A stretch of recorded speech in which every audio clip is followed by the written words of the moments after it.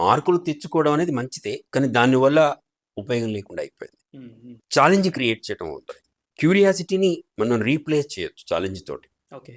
ఎలా చేయొచ్చు అంటే, ఫర్ ఎగ్జాంపుల్ ఒక విద్యార్థి కనుక మనం ఒక ఛాలెంజ్ పెట్టాం అనుకోండి, నీ కాళ్ళ మీద కనుక నువ్వు నిలబడగలిగితే నీకు మార్కులు ఇస్తాను. అప్పుడు మార్కులకు ఉపయోగం కూడా ఉంటుంది. ఉపయోగం లేని మార్కులు ఉపయోగం లేదు.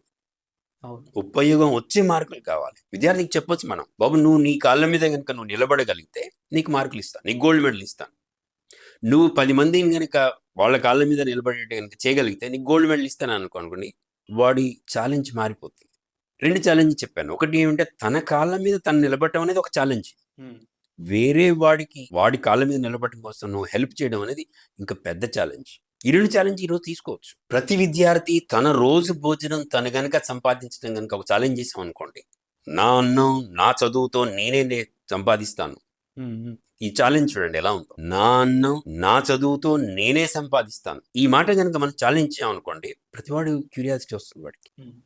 మనం ఇచ్చి నువ్వు 100కు 100 మార్కులు తెచ్చుకోమన్నావు. గైడ్ పెట్టుకున్నాడు, పుస్తకం పెట్టుకున్నాడు, విపరీతంగా చదివిండు, పోయిండు, రాసిండు, వాడికి 100కు 100 మార్కులు వచ్చినాయి కానీ ఉపయోగం లేదు. క్యూరియాసిటీని, ఈ ఛాలెంజ్, రాంగ్ ఛాలెంజ్ని మనం రైట్ ఛాలెంజ్గా మార్చడం అనేది ఇక్కడ లోపించింది.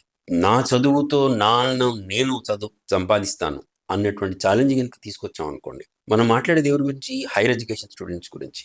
ఈ ఛాలెంజ్ అనేది బ్రహ్మాండంగా ఇన్స్పైర్ చేస్తుంది. లే నువ్వు నాకు అన్నం పెట్టు, నేను చదువుకొని 100కు 100 మార్కులు తెచ్చుకుంటా.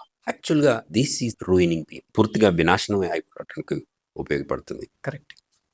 ఎప్పుడైతే హైయర్ ఎడ్యుకేషన్ స్టూడెంట్స్ గ్రాడ్యుయేట్ +2 వీళ్ళు కనుక చేశారనుకోండి, స్కూల్ స్టూడెంట్స్ చిన్నవాళ్ళు కూడా చేసే అవకాశం ఉంటుంది. ఇప్పుడు అన్నయ్య అక్కయ్య గనక సక్రమమైన మార్గంలో జరిగితే వాడి తమ్ముడు చెల్లెలు కూడా అర్థమవుతుంది. యూనివర్సిటీ విద్యార్థులు కనుక వాళ్ళు తన కాళ్ళ మీద దాన్ని నిలబడగలిగితే +2 వాడు కూడా నిలబడతాడు, 10th వాడు కూడా నిలబడతాడు. వీడికి అర్థమైపోతుంది, మా అన్న కూడా ఈ పని చేస్తున్నాడు, మా అక్క కూడా ఈ పని చేస్తుంది, కాబట్టి నేనెందుకు చేయకూడదు అనుకుంటాడు. కరెక్ట్. సో అన్నయ్యను అక్కయ్యను చూసి నేర్చుకోవడం అనేది తమ్ముడికి చెల్లెలు చాలా ఈజీ. మనం ఒక 4 కోట్ల మందిని మనం సెట్ చేస్తే 25 కోట్ల మంది స్కూల్ స్టూడెంట్స్ అందరూ సెట్ అయిపోతారు.